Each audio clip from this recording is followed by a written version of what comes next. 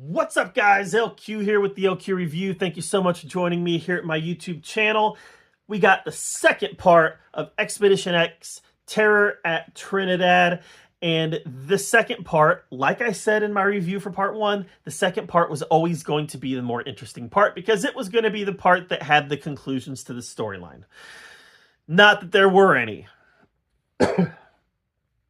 We get to the end of this and there's no real evidence for ghostly activity that really made me convinced, that made me a believer. But there was something cool that I actually have read about in the past, and that was the kids at school who got possessed by the demon.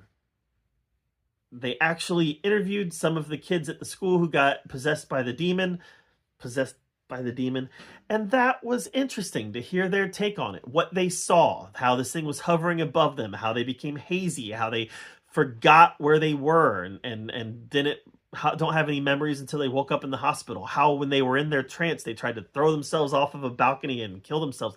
This was all interesting stuff. This is firsthand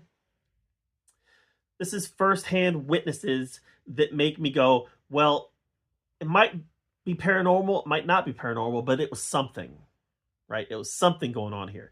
And what I think it was the vegetation, the trees. You know, we saw Phil get very sick. We had learned that some of those trees give out toxins, give out odors. You can't eat some of them because they'll kill you.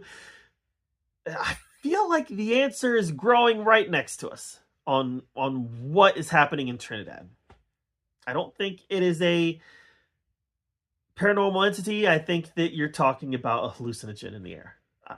And maybe I'm wrong, but that's really kind of the conclusion that I came up with. Some sort of hallucinogen toxin in the air that made you see things and feel things because they had already established that thing was there. So, good episode. I enjoyed hearing the girls tell their story. I enjoyed how Heather and Phil were kind of able to tie everything up at the end. Of course, I love seeing Josh Gates pop in there and give his, little tidbits of information. But again, like I said in the last review, I'm ready to see them move away from the paranormal and let's start talking about some other things.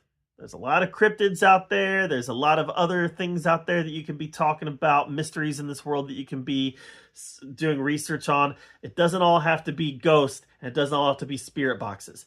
We can do some other things. And that's kind of where I'm at with Expedition X. Let's broaden our horizons a little bit. So that's my take on part 2 of Terror at Trinidad. Let me know what you thought of it in the comments down below. While you're down there commenting, make sure that you subscribe to my channel. And until next time, we'll see you guys later.